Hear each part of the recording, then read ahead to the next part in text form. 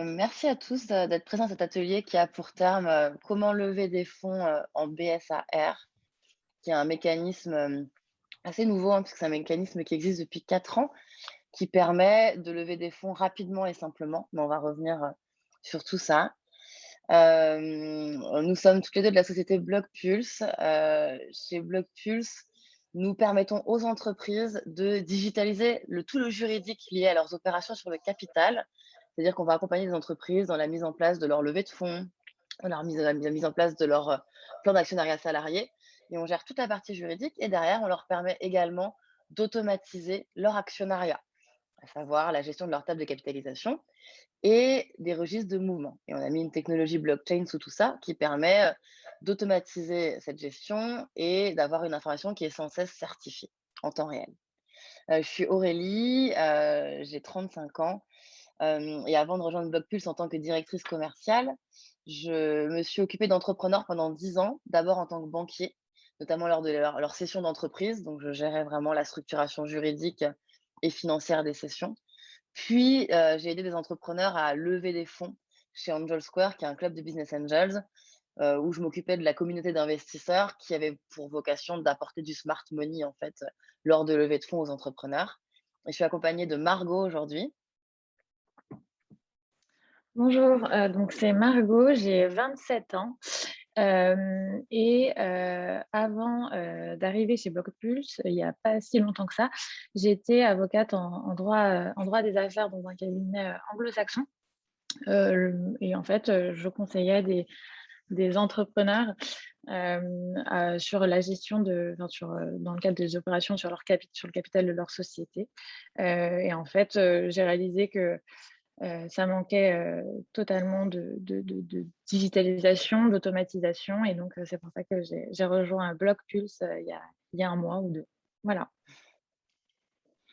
Ouais, et dans le cadre, de l'intervention d'aujourd'hui, donc comme je vous le disais, on va vous parler de BSAR évidemment, mais avant de rentrer dans les détails du fonctionnement de cet instrument, on pensait que ça pouvait être intéressant de vous redonner des informations sur les différents mécanismes qui permettent de lever des fonds, que ce soit des mécanismes dilutifs ou non dilutifs.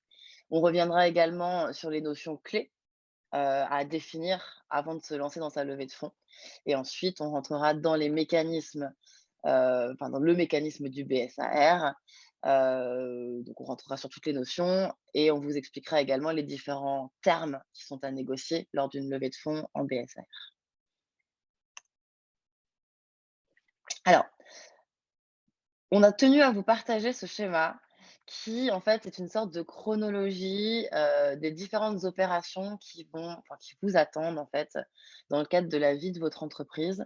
Parce que, l'une des choses les plus importantes quand on s'apprête à mener des opérations sur le capital, c'est d'avoir en tête que dans la manière dont on va l'aborder, il faut toujours anticiper la prochaine. Et quand on se lance en tant qu'entrepreneur, la première des choses, ça va être d'encadrer ses relations fondateurs. Et ça, on n'en parle jamais assez, mais la réalité, c'est une statistique qui est quand même assez effarante. Pardon. C'est qu'une entreprise sur 2 périclite parce qu'elle n'a pas encadré ses relations fondateurs en raison de conflits entre fondateurs non résolus. Donc ça, nous, on en parle à chaque fois parce que, je trouve qu'on sensibilise trop peu les entrepreneurs à ça, mais ce sont généralement des coûts juridiques qui sont pas énormes pour mettre ça en place, alors que ça peut vraiment, faire beaucoup, beaucoup de mal si vous n'avez pas encadré vos relations fondateurs. Ensuite, bah, votre société va continuer à avancer et a priori, vous allez avoir besoin de vos premières ressources.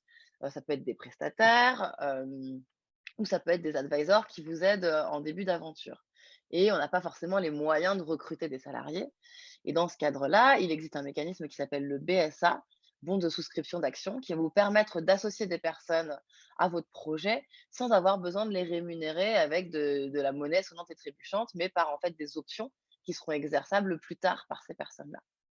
Ensuite, vous allez vous lancer dans vos premières recherches de capitaux. Et donc vous allez pouvoir chercher des capitaux non dilutifs, mais on y reviendra et également vous lancer dans une levée de fonds dilutive. Généralement, la première se fait auprès de ses proches, hein, qui sont les premières personnes à croire en son projet et ça se fait soit via des cessions de titres, soit via des levées de fonds en augmentation de capital ou en BSAR. Ensuite, votre projet va continuer à se développer. Vous allez faire votre, entre guillemets, votre première vraie levée de fonds, ce qu'on appelle la levée de fonds en pré-seed ou en seed. Où c'est généralement le moment où on commence à rechercher, voilà, sa première enveloppe un petit peu plus conséquente, de plusieurs dizaines, voire plusieurs centaines de milliers d'euros. Et c'est généralement, la levée se fait en augmentation de capital ou en BSAR, et ça, on y reviendra avec un peu plus de détails tout à l'heure. Et quand on lève, généralement, c'est pour recruter, puisqu'en fait, on peut se constituer une équipe autour de soi. Et donc, très souvent, les levées de fonds, en seed et d'ailleurs les levées de fonds ultérieures, s'accompagnent par la mise en place de ce qu'on appelle des BSPCE, bons de souscription de parts de créateurs d'entreprises, qui ont pour vocation à vous permettre d'associer vos équipes à la réussite de votre société. Et si tout se passe bien, bah, vous allez continuer à vous développer, puis vous ferez une seconde levée de fonds en série A, en augmentation de capital généralement. Alors pourquoi on vous dit tout ça? C'est parce qu'en fait, donc comme je le disais, hein, anticiper, c'est vraiment primordial, mais ce qu'il faut vous dire, c'est que au fur et à mesure de ces opérations, vous allez avoir de plus en plus de documentation juridique et vous allez avoir tout un tas de clauses qui sont complètement fondamentales et des actionnaires qui vont être de plus en plus nombreux. Et donc, vous allez devoir gérer en fait de plus en plus d'obligations et ces clauses importantes, à chaque future opération, il faudra se replonger dedans. Et donc vous avez un enjeu de pouvoir gérer cette complexité et de pouvoir aussi, gérer, en fait des échéances et des règles de gouvernance qui seront à respecter. Et la réalité, et c'est pour ça en fait qu'on a créé Blockpulse, c'est que, bah, la plupart des entrepreneurs sont obligés de se replonger à chaque opération dans tous leurs contrats. C'est assez anxiogène, c'est chronophage, c'est coûteux et évidemment ça comporte un risque d'erreur. Et donc nous, ce qu'on vous invite à faire, c'est soit effectivement d'utiliser des solutions digitalisées qui vous aideront là-dedans, mais en tout état de cause, vraiment être hyper attentif à ces clauses impactantes pour chaque opération et voilà, anticiper au maximum et toujours avoir un à 2 coups d'avance par rapport à vos futures opérations. Et une autre chose qui est absolument primordiale en fait dans le pilotage de vos opérations au fil du temps, c'est à chaque fois d'anticiper également l'impact dilutif qu'elles vont avoir. C'est-à-dire qu'en fait, vous allez faire des opérations, vous allez donner une partie de votre capital au fur et à mesure. C'est toujours de se dire: «OK, aujourd'hui, je pense que je vais donner X soit maintenant, soit à terme, mais lors de la prochaine, je vais donner X pour pas vous retrouver dans des situations où vous perdez le contrôle trop rapidement. Et dans le cadre de la présentation, un petit peu plus tard, on vous a mis, accès à un QR code qui vous donne accès à des simulateurs qu'on a créés pour nos clients, pour vraiment vous aider justement, bah, à pouvoir simuler et à anticiper, ces impacts dilutifs. Je ne sais pas si avant de passer, voilà, sur la partie vraiment levée de fonds, vous avez des questions? Je ne l'ai pas dit au début, mais l'objectif de cette, ce workshop, c'est vraiment que ce soit hyper interactif.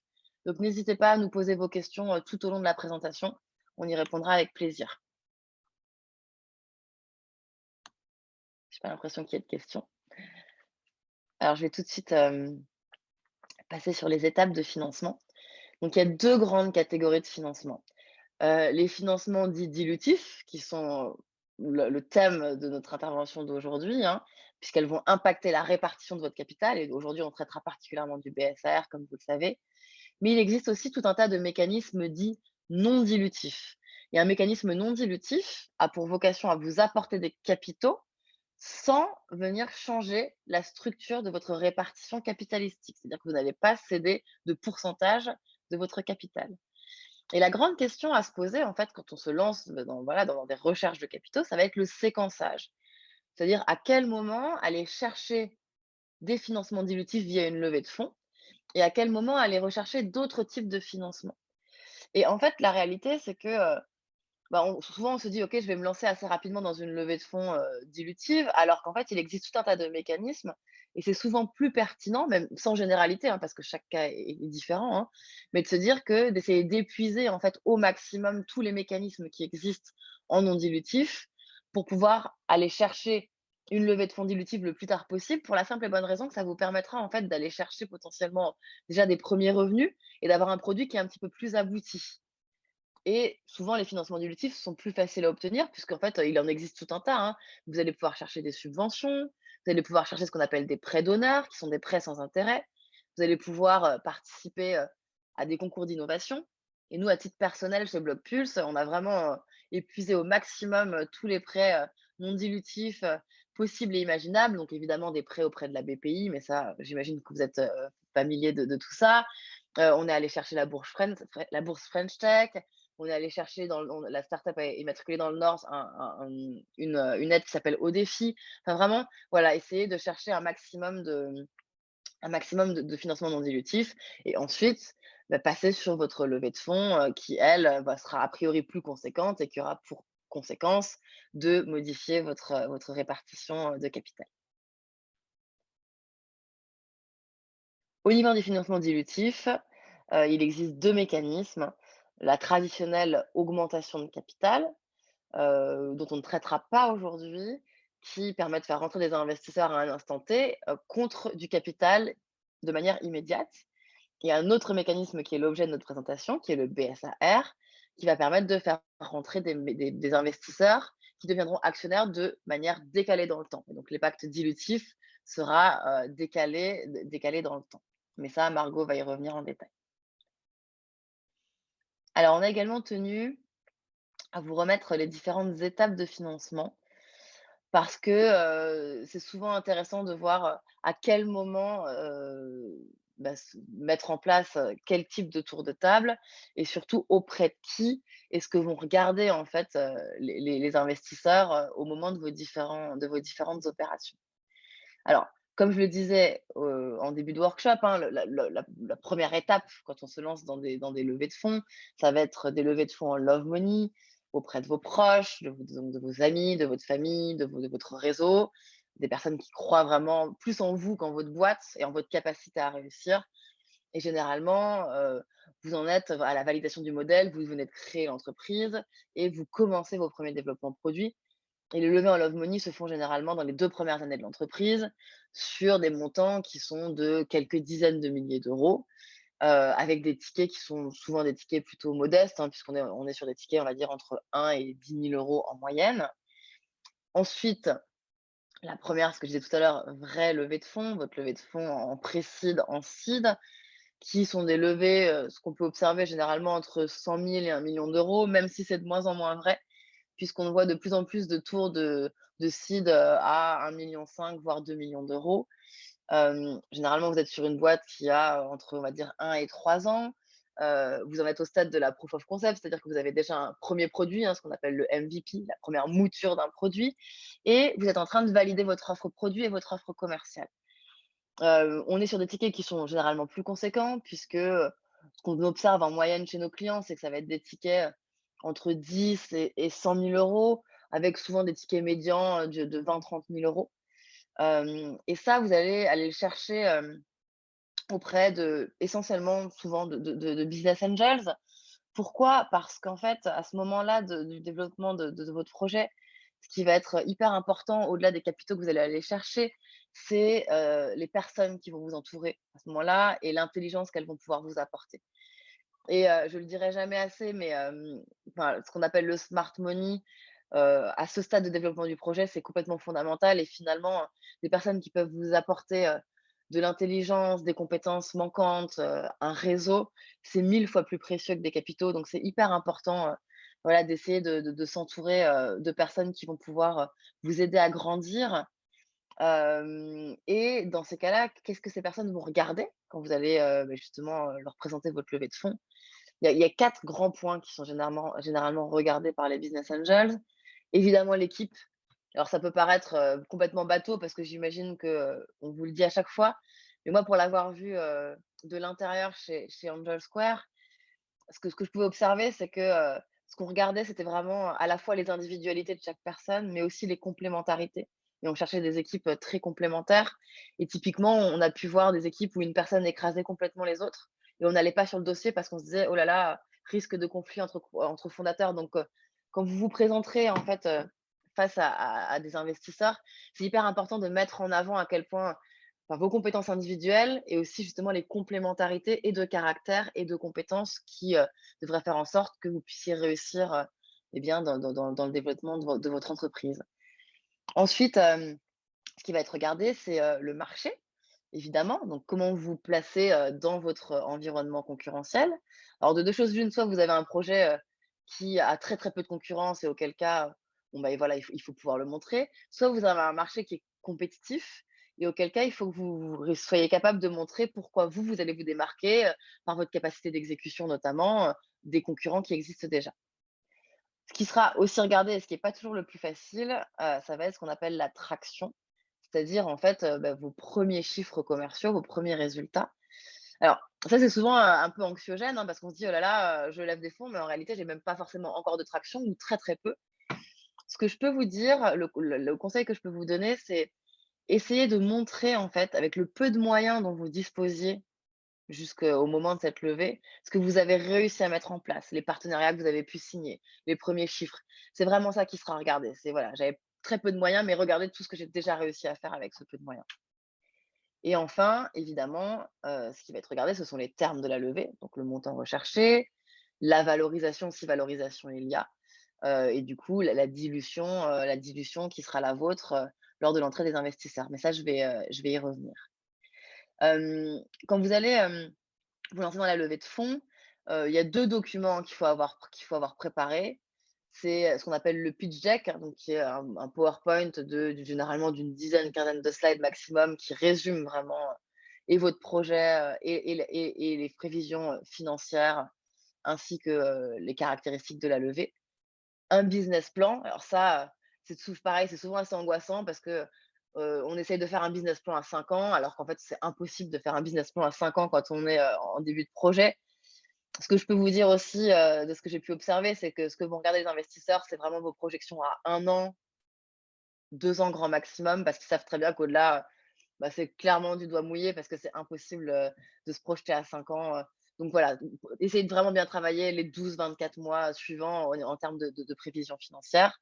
Et ce qui est pas mal aussi, c'est d'avoir ce qu'on appelle un one pages qui est en fait, une seule page qui résume vraiment les grandes caractéristiques, de votre levée, et de votre entreprise que vous pouvez envoyer en fait, à des business angels. Hem, ce qui peut arriver aussi quand, on lève des fonds en précédent site, c'est d'aller voir, des family office. Des family office, ce sont en fait, des organismes qui gèrent les fortunes de grandes familles qui ont, plusieurs dizaines de millions de patrimoine. Et les family office, eux, vont généralement apporter des tickets plus conséquents parce que ce qu'on peut observer, c'est que souvent un family office va mettre des tickets entre 100 et 200-300 000 €. Donc ça peut être intéressant d'avoir une famille à son capital. Et vous pouvez aussi, mais ça pour le coup, il faut avoir un peu de traction, donc de premiers chiffres commerciaux, solliciter ce qu'on appelle des fonds d'amorçage, qui sont des fonds qui sont spécialisés en fait dans les levées de fonds, en très early stage. Mais très clairement, aller voir un fonds sans aucune traction, c'est souvent, assez compliqué. Ensuite, la levée suivante, ce sera votre série A. Donc c'est généralement une série A, on est sur des montants entre 500 et 5 millions d'euros, même si là, une fois de plus, on observe plutôt des séries A maintenant au-delà de 1 million d'euros, jusqu'à pas loin de 10 millions d'euros. Ça, c'est voilà, on est sur des levées de plus en plus importantes. Et ça, généralement, on met ça en œuvre, dans une entreprise qui a, 3 à 4 années d'existence. Et ce qui va être regardé, enfin le stade où vous en serez a priori, c'est que voilà, vous êtes sur une augmentation significative du chiffre d'affaires, vous avez structuré vos process, à la fois commerciaux, à la fois techniques, et vous avez aussi, structuré vos équipes en fait, de sorte à ce que vous soyez prêts à absorber une croissance rapide, ce qu'on appelle le scale. Et ça, généralement, ça se fait auprès de fonds de VC, de venture capital. Donc il en existe tout un tas, hein, qui sont, soit des fonds, qui ont des thématiques d'investissement, soit des fonds qui sont, spécialisés sur certaines tailles de tickets. Et là, en fait, vous allez être sur quelque chose d'un petit peu différent par rapport aux business angels parce que les fonds, ils vont apporter quelque chose de différent. Ils seront peut-être moins proches de vous au quotidien, mais en fait, ils vont vous aider à vous professionnaliser et oui, ils vont vous aider, à processer votre business, à mieux gérer vos KPI. Et c'est généralement à ce moment-là que se monte, un board d'experts et souvent les fonds l'imposent pour pouvoir vous accompagner, justement, dans ce début de phase de future hypercroissance. Alors, ce que je peux vous dire, hein, pour, essayer de hacker votre tour de table, parce qu'en fait, un tour de table, ça prend beaucoup de temps, c'est quand même ultra chronophage, ça demande beaucoup d'énergie. C'est d'essayer, de le préparer au maximum en amont, avant de vous lancer dans cette voilà, dans cette aventure de la levée de fonds. Et ça passe, sur les levées de fonds en seed par, une sélection de business angels, le plus en amont possible ou de fonds d'ailleurs. C'est-à-dire OK, en fonction de voilà, de ce que je fais dans mon entreprise, des compétences qui me manquent, quels pourraient être, les business angels qui pourraient être 1, 2, 3, être intéressants.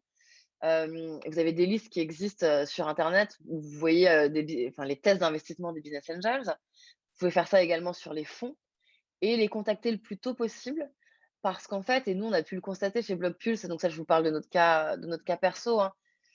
Quand on parle à des business angels plusieurs mois à l'avance, qu'on présente notre projet alors qu'on n'a rien à demander parce qu'on n'est pas en train de lever, eh bien, quand on se lance dans le tour de table, c'est des gens qu'on a nourris, à qui on a donné de l'information au fur et à mesure du temps. En fait, ils nous connaissent et ils peuvent investir hyper rapidement, surtout si on le fait sur du BSAR qui permet de faire rentrer des capitaux en quelques jours. Donc vraiment anticiper ça, essayer de rentrer en contact avec les investisseurs le plus tôt possible pour pouvoir, le jour où vous décidez d'appuyer sur le bouton de la levée, aller le plus vite possible. Je ne sais pas s'il y a des questions à ce stade? Pas de questions? Alors je continue. Ce qui va être du coup, hyper important aussi, hein, avant de se lancer dans la levée de fonds, stricto sensu, c'est de définir en fait, les termes de la levée. Donc, combien d'argent je dois lever? Quelle valorisation je dois définir pour ma société et du coup, quel pourcentage de ma société je vais céder? Sachant que la question de la valorisation est une question qui est assez compliquée et le BSR et Margot va y revenir, permet justement, de repousser à plus tard cette question assez épineuse de la valorisation quand on est encore, au début de projet, où on n'a pas forcément encore suffisamment de chiffres qui permettent de définir une valorisation. Mais déjà, ce qu'il faut se dire, c'est: «OK, combien je dois lever?» et donc la question à se poser, c'est de combien je vais avoir besoin pour couvrir de combien je vais avoir besoin dans les 12 à 18 mois à venir, et l'objectif, c'est que la levée permette justement, de couvrir vos besoins, pour 12 à 18 mois et donc comment on fait ça? On essaye de regarder, à l'instant T ce qu'on appelle le cash burn, hein, donc ce qu'on dépense mensuellement et on essaye aussi de se projeter, de se dire: «OK, j'ai besoin de X embauches, j'ai besoin de développement marketing, de développement produit et cetera et j'estime que ça va me coûter tant par mois» et donc l'objectif étant, de couvrir, 12 à 18 mois de ses besoins financiers et le petit tips, hein, c'est qu'en fait, on dépense toujours plus que ce qu'on projette. C'est ajouter une petite marge, de 10-15 à vos calculs pour vous éviter, de vous retrouver dans une situation au bout de de 10 mois, par exemple, où vous dites: «Mince, ça y est, j'ai besoin de relever des fonds», parce que comme je le disais, hein, lever des fonds, ça prend du temps donc voilà, prenez une marge. Hem, Après, ce qu'on observe beaucoup en fait, dans les startups qu'on peut accompagner, c'est que souvent, elles se disent: «OK, c'est ma première levée, je vais essayer d'aller chercher, 500 000, 1 000 000 €», ce qui est pas forcément toujours facile, lors d'une levée de fonds, en seed. Donc ça peut aussi être de se dire, et le BSR est hyper adapté à ça: «Je vais faire une première levée qui sera peut-être un peu moins ambitieuse, mais qui va me permettre d'amorcer la pompe, et on observe beaucoup des levées entre 100 et 300 000 400 000 €, pour faire en faisant rentrer du cash rapidement et justement cet argent, il va me permettre d'aller chercher les résultats commerciaux qui me manquent pour pouvoir faire une levée, peut-être justement dans un an, qui sera beaucoup plus ambitieuse, mais avec des résultats commerciaux à l'appui. Et ça, c'est vraiment une bonne stratégie parce que on le voit souvent, on parle à des entrepreneurs qui nous disent: «Moi, je lève en augmentation de capital, je veux lever 1 000 000, 1,5 million» et puis finalement, au bout de 5-6 mois et on en discute et ils nous disent: «Mais en fait, on n'y arrive pas». Et là, on commence à être pris un peu à la gorge et finalement, ils reviennent sur des mécanismes de type BSAR avec des levées moins ambitieuses. Donc plutôt que d'avoir ce travail hyper épuisant, de lever, et pour tout ça pour finalement, changer ses plans, ça peut être intéressant dès le départ d'adopter une stratégie, un petit peu plus séquencée au niveau de sa levée de fonds. Après, évidemment, va se poser, la question de la valorisation, hein. Donc ça, je vais pas trop rentrer dans le détail parce que, justement tout l'intérêt du BSR, c'est de pouvoir, eh bien, lever des fonds sans avoir besoin de définir la valorisation. Mais ce que je peux vous dire et c'est pour ça qu'on vous a mis ce schéma, c'est que ça va vraiment dépendre du stade de maturité de votre entreprise et de tout un tas d'autres critères, du secteur, du produit, du marché potentiel. Et dans vos négociations avec vos investisseurs, que ce soit d'ailleurs sur un BSR ou sur une augmentation de capital, quand vous parlez de valorisation ou de fourchette de valorisation, la recommandation, c'est vraiment soyez extrêmement flexible au départ dans vos échanges, parce qu'en fait, il faut essayer de discuter avec vos investisseurs pour trouver, le bon niveau de valorisation entre ce que vous voulez, obtenir et ce qu'eux veulent obtenir également, puisqu'en fait, ce sont des intérêts antinomiques qui se rencontrent, hein. vous voulez vous diluer le moins possible et eux veulent avoir une valorisation qui est la plus élevée possible, qui est la plus basse possible, pardon. Et une fois que vous avez, eh bien, arrêté des critères liés à la valorisation, essayez de vous y tenir parce que, par expérience, les investisseurs, vraiment quelque chose qui est assez irritant, c'est d'avoir une première valorisation qui est communiquée et derrière d'avoir des entrepreneurs qui reviennent là-dessus, même si ça arrive évidemment. Et dans ce cas-là, moi je vous invite à avoir la plus grande transparence vis-à-vis d'eux. Si vous devez changer votre valo en cours de route, aucun problème, discutez-en de manière hyper transparente, avec eux, si voilà, si vous avez besoin de faire ça. Et du coup, ces 2 notions sont corrélées, avec la notion de dilution, puisqu'en fait, qui dit, lever des fonds, dit céder une part de ses capitals aujourd'hui ou à terme. Et nous, ce qu'on peut observer parmi nos clients, c'est que généralement sur un premier tour de table, on va être sur des niveaux de dilution, donc c'est le capital que vous allez, céder en fait, à vos investisseurs entre 10 et 30 du capital. On est souvent sur une médiane d'une vingtaine de pourcents.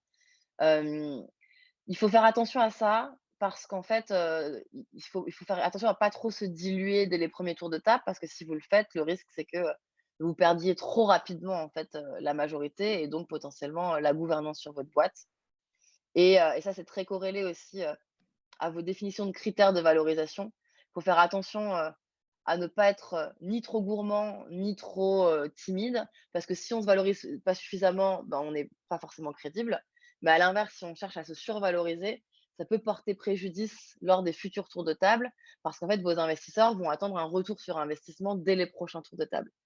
Et donc du coup, ça pourrait vous poser des problèmes pour relever par la suite. Donc il faut vraiment essayer de trouver ce bon équilibre, en fait, entre vos intérêts, les intérêts de vos investisseurs pour que, ça ne vous porte pas préjudice par la suite. Alors pour résumer sur tout ça, comme vous l'aurez compris, hein, le plus important, ça va vraiment être, bah, d'anticiper, hein, puisqu'en fait une levée de fonds, ça prend du temps. Donc essayez de voilà, de débuter le plus tôt possible, de préparer tous les documents en amont. Hem Et derrière, vous aurez un enjeu, et bien de pouvoir, voilà, essayer de faire en sorte que le temps passé, qui est un temps qui n'est pas consacré à votre business, bah, soit du temps qui vous permette de faire rentrer le plus rapidement possible des capitaux pour pouvoir continuer vos développements. Et une des manières de pouvoir faire rentrer des capitaux facilement, c'est justement le mécanisme du BSAR, qui est beaucoup plus souple que le mécanisme d'augmentation de capital traditionnel. Et là, Margot va revenir sur tous ces éléments-là pour vous expliquer comment ça fonctionne et comment réussir son tour de table dans le cadre de la mise en place d'un BSAR. Ouais. Donc effectivement, pour, lever des fonds, il y a 2 principales, possibilités. Donc l'augmentation de capital, classique, et l'émission de BSAR. L'augmentation de capital classique, c'est finalement, ça va se traduire par l'émission, d'actions, nouvelles, auxquelles souscriront des investisseurs qui deviendront de facto et immédiatement, associés de votre société. Alors que, le BSAR, c'est, donc on va émettre la société va émettre et attribuer, des BSAR auxquels souscriront des investisseurs, qui deviendront des actionnaires de la société, mais de manière différée dans le temps, et dans des conditions, et selon des modalités prédéfinies, dans un contrat qu'on appelle le contrat R. Hem donc en fait, par rapport à l'augmentation de capital classique, le BSAR, c'est un instrument qui est très utilisé et très adapté aux, startups early stage, qui vont avoir des besoins souvent de trésorerie, assez importantes et de manière, enfin, ils vont en avoir besoin rapidement, et en fait, le BSAR, ça va permettre de lever de l'argent rapidement au compte-gouttes, sans avoir besoin de réunir, déjà, l'ensemble des investisseurs, comme ça pourrait être le cas dans le cadre d'une levée de fonds classique, dans le cadre d'une augmentation de capital, et également sans avoir besoin de fixer une valorisation, enfin sans avoir besoin d'arrêter une valorisation, préalable au préalable. Donc pareil, ça va aussi le BSR, ça va permettre de décaler toutes les lourdeurs, liées à l'augmentation de capital, classique, qui nécessite donc des modifications des statuts de la société et donc une décision des associés, mais également toutes les formalités post-augmentation de capital, à faire au greffe, et également, par exemple, l'ouverture d'un compte de dépôt qui est nécessaire dans le cadre d'une augmentation de capital classique. Donc juste pour information, le BSR, ça vient d'un mécanisme américain, qui s'appelle le SAFE, je ne sais pas si vous connaissez, C'est arrivé en France il y a 4-5 ans, et c'est de plus en plus utilisé pour les startups. Nous, en pratique, on voit des tickets pour les BSAR entre, enfin, pas des tickets, mais des levées en BSAR de 10 000 euros jusqu'à 1,5 million. Donc, c'est assez large, ça offre un large panel, enfin, en tout cas, c'est plutôt, ça peut être utilisé dans beaucoup de situations et donc pour des montants plus ou moins élevés. Donc concrètement, le BSAR, mécaniquement, qu'est-ce que c'est? En gros, les investisseurs, qu'on va dénommer les investisseurs R, vont acquérir des bons de souscription d'actions, donc qui ne sont pas des actions ordinaires, mais donc c'est bien des bons de souscription d'actions, qui vont leur donner le droit de convertir leurs bons en actions de la société. Et donc le nombre d'actions auxquelles ils pourront souscrire, entre guillemets, sur conversion de ces BSAR va varier en fonction d'éléments de paramétrage qu'on va prédéterminer. Et donc tout ça, ça va être arrêté et fixé dans le contrat R que devra signer les fondateurs et l'investisseur R. Donc, il faut bien garder en tête que les investisseurs R, ils accèdent au capital, peu importe les hypothèses, ils accéderont au capital, mais de manière différée. Voilà. Donc, les paramètres à bien Juste, comprendre. Pardon. excuse-moi, j'ai juste une petite question. Ouais. Qu'est-ce qui peut motiver un investisseur à opter pour le BSAR plutôt que l'entrée au capital direct? Alors, c'est ce qu'on va voir dans le cadre des paramétrages. En fait, on va, entre guillemets, rémunérer l'investisseur qui, oui, in fine, quand on regarde de prime abord, n'a pas trop d'intérêt à donner de l'argent sans acquérir des droits, les droits inhérents aux actionnaires, à savoir des droits politiques, des droits financiers. Et en gros, ça va être, il y a plusieurs possibilités, mais il y a le mécanisme de la décote. Donc, c'est ce qui va c'est ce qui va rémunérer le risque pris par l'investisseur. Et en fait, l'idée, c'est que l'investisseur R va pouvoir, va convertir ses actions au moment de la levée de fonds, d'une levée de fonds qui va déclencher la conversion de ces BSR en actions. Et en fait, avec le mécanisme de la décote ou la valorisation plafond qu'on verra un peu plus tard, il va y accéder dans des conditions plus favorables et obtenir plus d'actions que l'investisseur classique. Donc, c'est avec un mécanisme de taux de décote et de valorisation plancher qui va, entre guillemets, être rémunéré du risque pris dans le cadre de la souscription de ces BSAR. Et juste pour compléter la question, pardon, excuse-moi, est-ce qu'il est possible de faire des contrats de BSAR? On va prendre un exemple concret. Aujourd'hui, je suis valorisé à 4 millions d'euros sur les entrées au capital. Est-ce qu'on peut encore, une fois que la valo à 4 millions est actée d'une levée de fonds, proposer des BSAR à 3 millions d'euros en valo? Alors, je sais pas, Walid, ce que tu en penses, mais je Je pense pense, que ouais. c'est compliqué.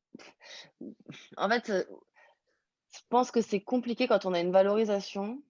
De toute façon, le BSAR, hein, et Margot va revenir sur les paramètres, hein, on ne définit pas de valorisation, on met en place ce qu'on appelle un plancher de valorisation et un plafond. Et les investisseurs R seront convertis en fait dans cette fourchette lors d'un événement déclencheur prédéfini qui sera une future augmentation de capital. Je pense je pense que le plancher peut difficilement être très inférieur à la valorisation actuelle. Maintenant, de toute façon, quelque part, peu importe. Le plafond ne pourra pas être à 3 millions d'euros parce qu'en fait, on ne peut pas faire rentrer des investisseurs à une valorisation inférieure de la précédente, sauf parce que la boîte se porte mal, etc., etc. Mais sinon, c'est pas possible. Mais après, pour moi, avoir un plancher qui serait plus bas et un plafond qui serait plus haut, ce serait pas problématique. Dans la mesure où, de toute façon, ce qui va compter, c'est la valorisation lors de l'événement déclencheur, puisque c'est ça qui va être pris en compte. D'accord, ok, merci. De rien.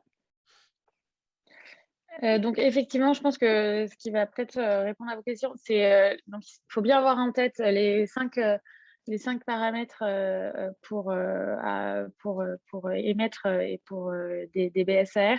Donc en fait, le BSR, il va être déclenché, donc la conversion du BSR va être déclenchée au moment de la survenance d'un événement, donc dit déclencheur, qui va devoir être, déterminé dans le contrat.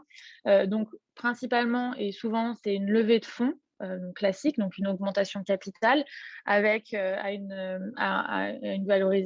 montant, que l'on va pour lequel on va devoir, fixer un montant, minimum. Mais également, ça peut être, une session de contrôle, l'événement déclencheur ou encore, une opération de fusion, de scission, enfin une opération, significative, sur votre société. Hem, Ensuite, on va, pour protéger, l'investisseur, on va, fixer une durée dans laquelle, cet, événement déclencheur va devoir être réalisé. Donc en pratique, c'est, entre 12 et 36 mois, sachant que plus la durée est longue, plus l'investisseur R, prend un risque et donc plus, en principe, il devrait pouvoir être rémunéré, de son risque, en conséquence. Ensuite, comme on l'a dit, le BSR, ça nécessite pas d'arrêter une valorisation de la société. En revanche, on va devoir, déterminer une fourchette de valorisation. Donc il va falloir fixer une valorisation plancher. Donc ça va plutôt protéger la société émettrice puisque ça va assurer une valorisation minimum, à laquelle, entrera, l'investisseur, R. Ensuite, il va falloir également, donc fixer une valorisation plafond, qui va, rémunérer, enfin en tout cas qui va être bénéfique à l'investisseur R, qui va venir protéger, et rémunérer, l'investisseur R, puisque eux, ça leur permettra d'entrer au capital, de la société à une valeur maximum. Et donc ça veut dire qu'en cas de valorisation supérieure, dans le cas de la levée, de la levée de fonds, donc élément déclencheur, de la conversion des BSR en actions, ils vont entrer dans des conditions plus favorables que les actionnaires qui arrivent, lors de cette levée de fonds. Par exemple, si, la valorisation plafond, on la fixe à 3 millions d'euros, et que la boîte,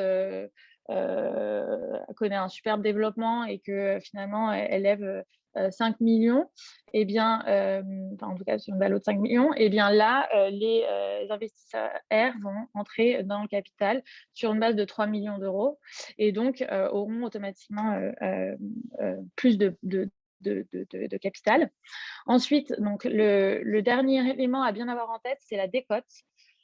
La décote, c'est, ce qui va permettre, de, «rémunérer» entre guillemets, encore une fois, l'investisseur R, de sa prise de risque, de donner d'accorder un investissement, à la société sans avoir, les droits, sans bénéficier des droits, des actionnaires. Donc, en moyenne, enfin, sur la pratique de marché, la décote est de, entre 10 et 30 mais la bonne pratique, ce qu'on voit très régulièrement, c'est 20 Mais encore une fois, cette décote, elle vient rémunérer le risque pris par l'investisseur R et donc peut varier en fonction, par exemple, de la durée, de la période dans laquelle devra s'exercer, enfin, se réaliser l'événement déclencheur ou, par exemple, plus la fourchette, de valorisation est serrée et donc plus ça comprend un risque pour l'investisseur. Donc ça, c'est une variable, c'est du contractuel, c'est à négocier avec les investisseurs, avec les investisseurs. Donc ça, c'est à peu près bon. Peut-être que Hem, ce que Pardon. j'ajouterais par Olivier, par rapport à justement ta question sur, l'intérêt pour les investisseurs.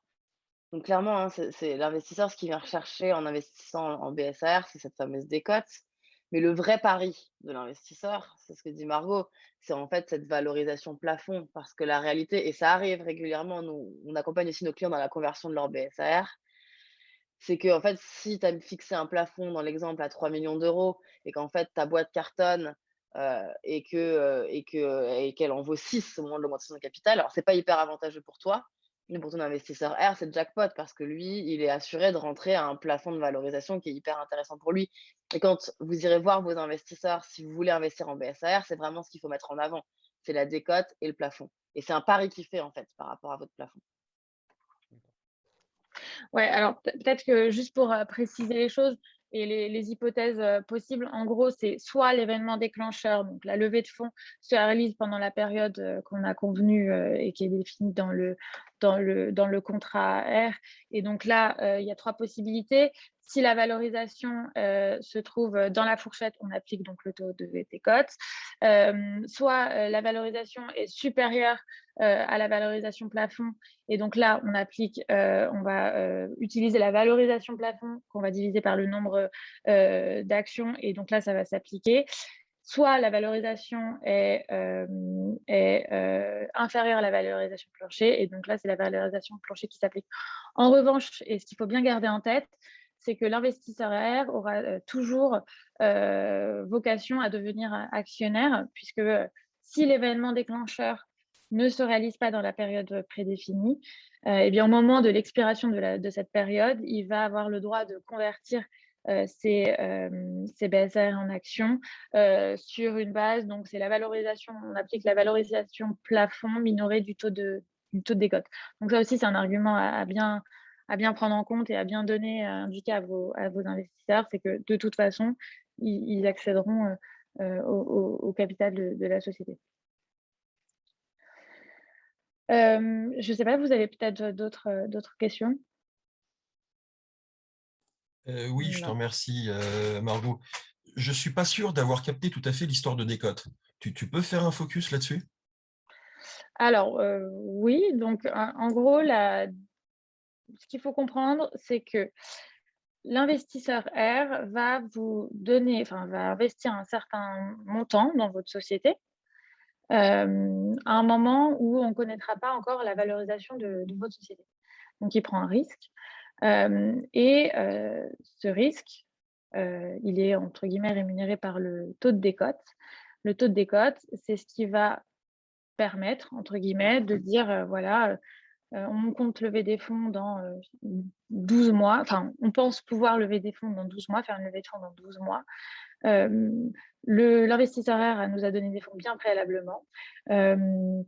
Et en gros, ce qu'il faut comprendre, c'est que l'investisseur R va arriver dans cette levée de fonds, enfin, va pouvoir convertir ses actions à la suite de cette levée de fonds, avec un nombre d'actions plus important que l'investisseur classique dans le cadre de la levée de fonds. Et en fait, c'est ce taux des cotes qui va permettre, et ben, plus il sera élevé, plus l'investisseur R aura le droit à un nombre d'actions important, et donc plus il aura d'impact dans la répartition du capital. Mais encore une fois, le taux de décote, il est utilisé qu'à partir du moment où, enfin, il s'applique en tout cas qu'à partir du moment où eh bien, la levée de fonds se situe entre la valorisation plancher et la valorisation plafond.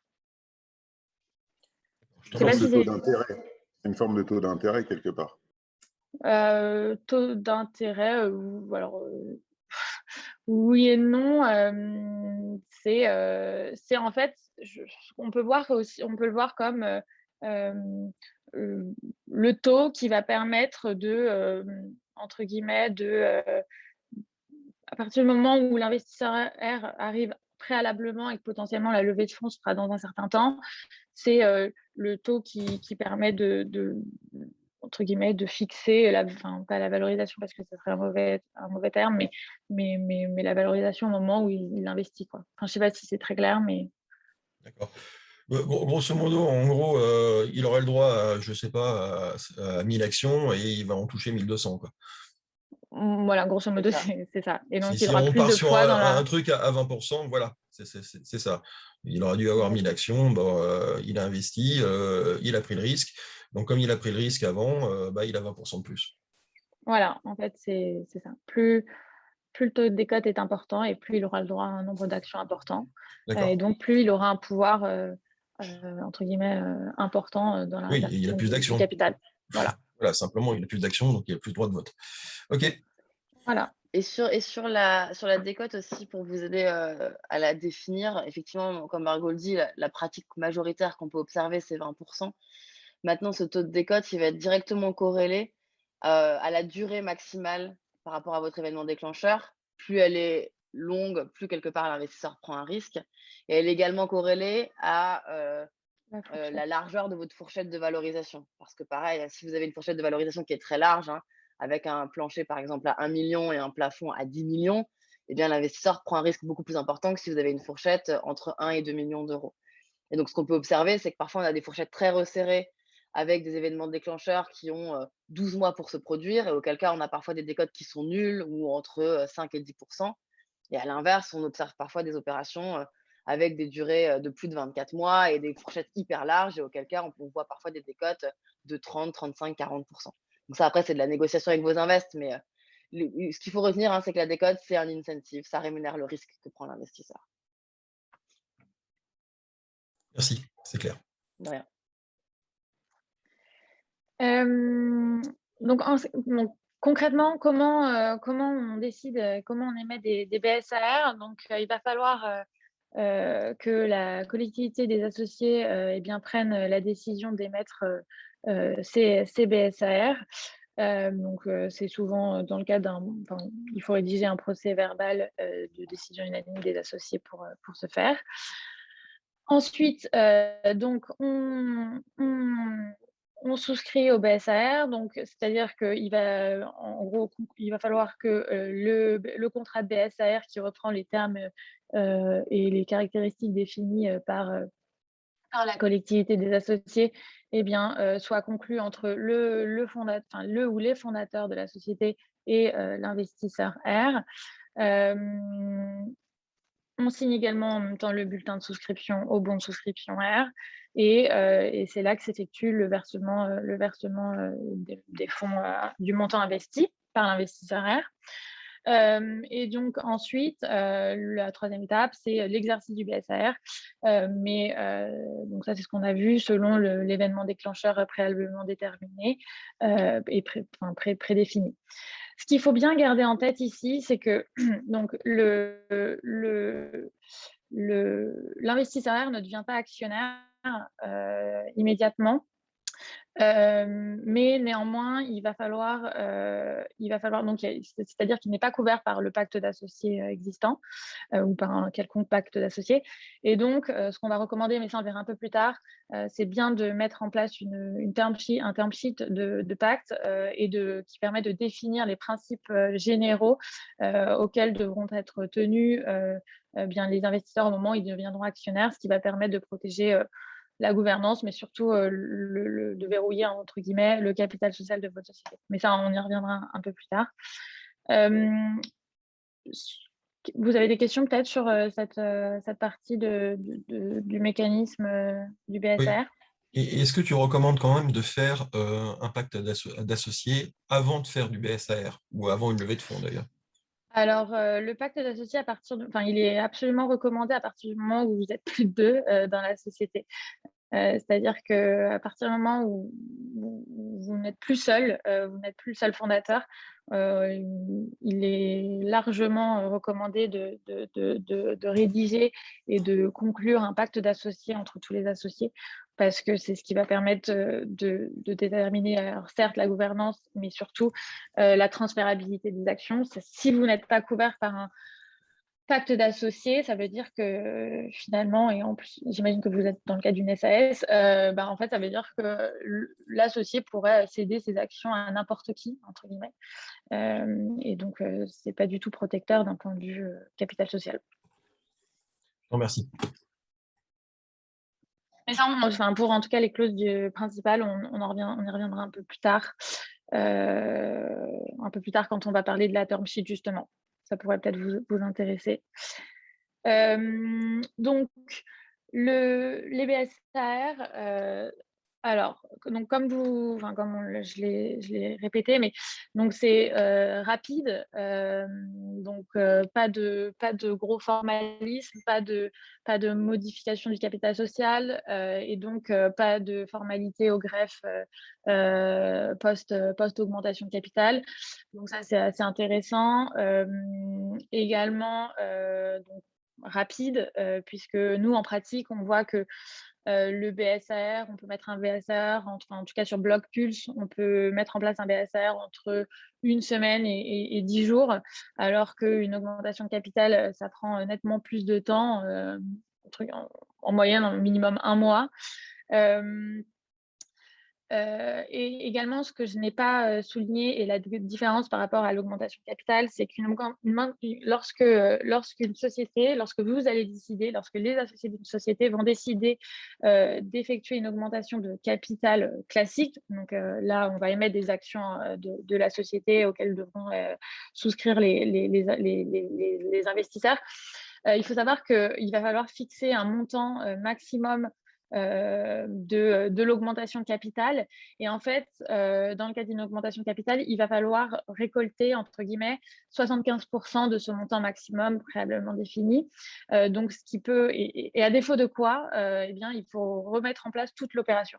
Donc, en fait, ça, c'est aussi une particularité et une exigence de l'augmentation de capital que n'a pas le BSAR, et donc qui est aussi, qui le rend aussi intéressant, notamment quand on ne sait pas, et au début, en tout cas, quand on ne sait pas combien d'investisseurs vont vraiment, véritablement investir, ça permet de sécuriser ce point-là par rapport à une augmentation capitale classique. Donc, absence d'intérêt à payer. Donc, effectivement, on n'est pas dans le cadre d'un prêt ou d'émission d'obligations. Donc, on décale tous les sujets liés à l'augmentation de capital classique sont décalés au moment où finalement la conversion sera faite. Pour ce qui concerne la valorisation, encore une fois, pas besoin de valorisation précise, juste de déterminer une fourchette. Et puis, effectivement, ça va limiter le risque de dilution, votre risque de dilution, lorsque eh bien, c'est le scénario de la valorisation sur la valorisation plancher qui s'applique. Question, ça a quel impact sur les fonds propres? Les BSR? Ouais, alors les BSR sont pris en compte dans les capitaux propres. D'ailleurs, c'est un élément qui peut être important, en tout cas, si vous voulez chercher du financement externe, bancaire, etc. C'est pris en compte dans les capitaux propres. C'est du quasi-fonds propre? C'est ça. Exactement. C'est des quasi-fonds propres, ouais. Mais du coup, c'est pris en compte par la BPI, c'est pris en compte. Voilà. Ok. Et par rapport à ce que disait Margot sur effectivement la différence par rapport à l'augmentation de capital, hein, c'est que l'augmentation de capital, la grosse difficulté, c'est qu'on peut le faire qu'en une seule fois, quand on a réuni tous autour de table, au minimum 75%. Alors que le BSAR, et c'est toute la magie du dispositif, c'est qu'on a un ticket, on a une personne qui nous dit je veux mettre 20 000 €, vous faites rentrer vos 20 000 € dans la semaine, puisqu'en fait, on fait rentrer ces tickets au fil de l'eau. Donc, c'est extrêmement pratique quand on a besoin de se financer rapidement, et du coup, on peut le faire sur une période un petit peu plus étalée dans le temps, quoi.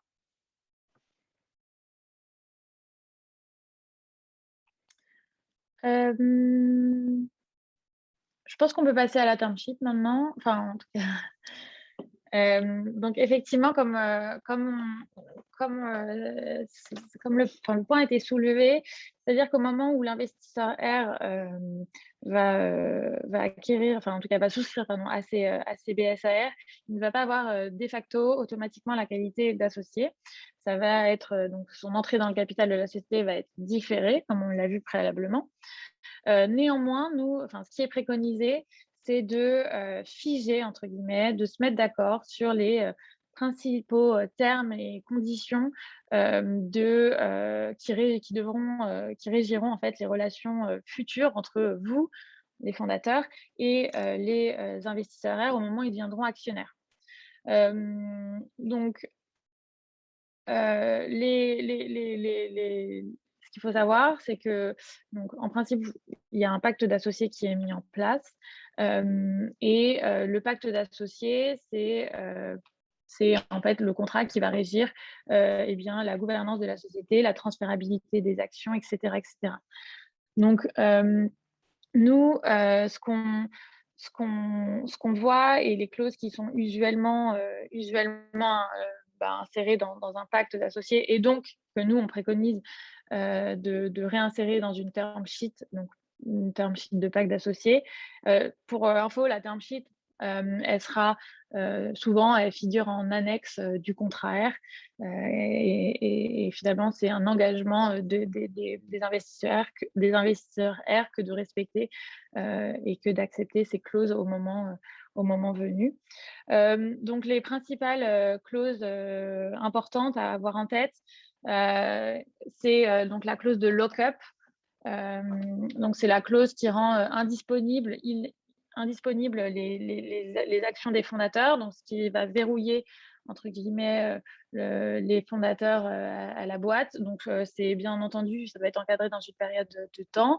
Donc, c'est entre 3 et 5 ans. Donc, ça, c'est une première chose. Ensuite, je ne sais pas si vous avez des questions sur cette clause de lock-up. Bon, sinon, je continue. La clause d'agrément, c'est ce qui va. Là, ça touche à la transférabilité des actions et à au verrouillement entre guillemets de votre capital social. Donc, à partir du moment où une personne, un associé, souhaiterait céder ses actions à un tiers, eh bien, avec une clause d'agrément, ce tiers devrait faire l'objet d'une autorisation entre guillemets, d'un agrément des associés existants dans des conditions plus ou moins importantes. Le droit de préemption, eh bien, c'est un droit qui va permettre aux associés existants de racheter en priorité les actions que souhaiterait céder un autre associé à un tiers. Donc ça aussi, c'est très important à voir pour pouvoir préempter ces actions et donc garder pour pouvoir potentiellement avoir plus de capital. La clause de good et bad liver, donc ça, c'est une clause qui est très importante. En fait, ça va permettre de définir les conditions selon lesquelles et dans lesquelles les personnes clés, donc souvent les managers, vont céder leurs actions, vont sortir de la société selon qu'ils partent dans des bonnes conditions. Donc, on parle de good liver ou des mauvaises conditions, des bad liver. Donc, en fait, un bad liver, c'est si le manager personne clé part de la société, par exemple en commettant suite au fait qu'il ait commis une faute lourde, grave, etc. Et bien là, on va prévoir un mécanisme de valorisation des actions qui va le sanctionner. Et, par exemple, on pourrait aller jusqu'à indiquer que le manager, la personne clé devra céder ses actions à leur valeur nominale. En revanche, si il part dans de bonnes conditions, donc pour des raisons entre guillemets valables et acceptables, et bien là, on va pouvoir prévoir un mécanisme de valorisation plus intéressant, par exemple sur la base du chiffre annuel de l'exercice en cours, etc. Le droit de sortie conjointe, donc c'est ce qu'on appelle le TAG, également appelé le TAG. C'est ce qui va permettre aux associés minoritaires de pouvoir céder leurs actions dans les mêmes conditions que les conditions de cession des actions des actionnaires majoritaires. L'obligation de sortie forcée, c'est ce qu'on appelle le DRAG. Ça, c'est très, très important à avoir en tête, puisque ça va permettre d'obliger les associés minoritaires à sortir avec vous dans le cadre d'une cession de vos actions. Ça, c'est hyper important pour que, en fait, si quelqu'un vous fait une offre sur 100% du capital, eh bien, il n'y ait pas de minoritaire qui reste et qui pourrait être bloquant in fine.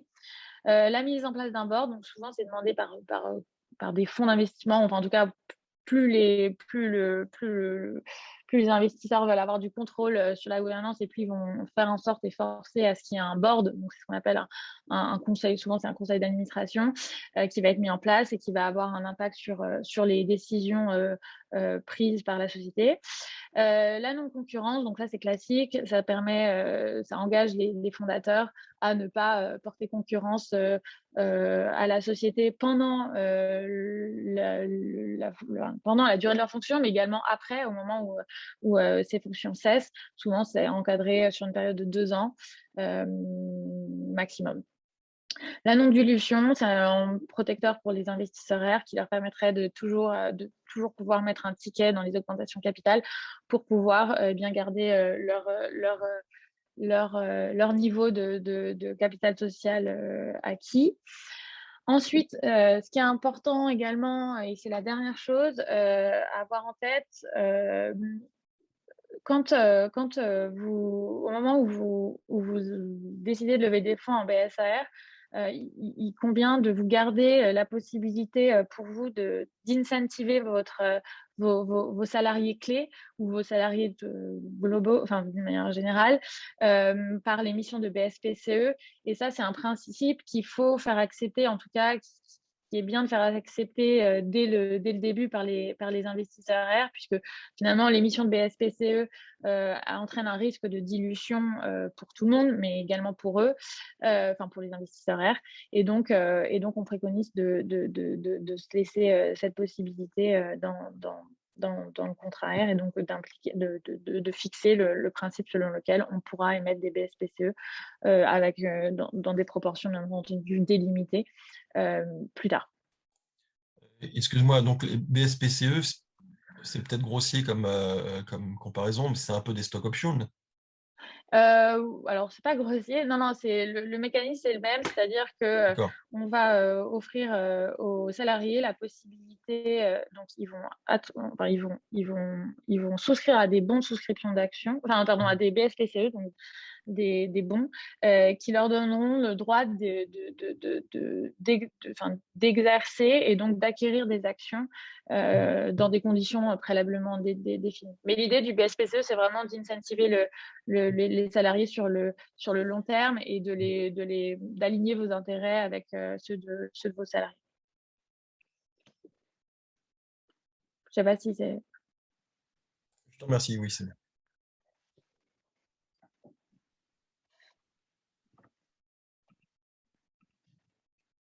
Alors écoutez, on vous a mis un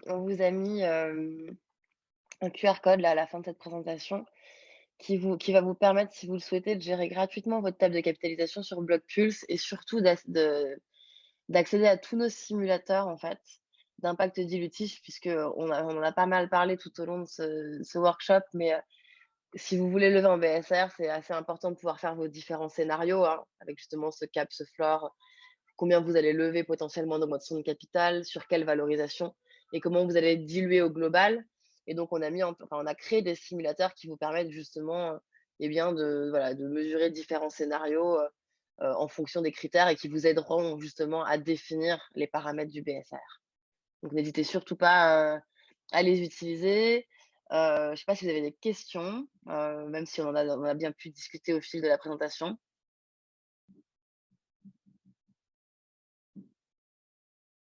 Bon, j'ai pas l'impression. Écoutez, il me reste plus qu'à vous remercier de votre présence. Vous avez nos coordonnées. Oui. Aurélie, excuse-moi, j'ai un peu tardé avant de poser ma question. En fait, ça concerne l'accompagnement. Ouais. Je sais que Blockpulse, vous êtes là aussi pour accompagner les entreprises à opérer. Et j'aimerais avoir un peu plus de détails sur les méthodes et sur comment vous le voyez. Alors, nous, effectivement, on va accompagner les entreprises dans la mise en œuvre de toutes leurs opérations sur le capital, du pack d'actionnaires jusqu'à la levée de fonds et justement les BSPCE. Et ce que l'on fait, c'est qu'en fait, on permet de paramétrer les opérations sur la plateforme. Et en fait, vous voyez dans la présentation une copie écran hein, de notre plateforme. Donc, on va paramétrer tous ces critères qu'on a pu voir ensemble. Et vous n'êtes pas laissé seul dans ce paramétrage-là. On ne donne pas de conseils. Mais en revanche, on vous partage énormément de bonnes pratiques. Puisque la réalité, c'est qu'en early stage, on retrouve quand même un certain nombre de bonnes pratiques qui sont des standards de marché. Donc, on vous les partage pour vous aider à paramétrer votre opération en fonction de vos objectifs. Je ne sais pas si ça répond à la question, Michel. Oui, en partie, dans le sens où je pense qu'on a un besoin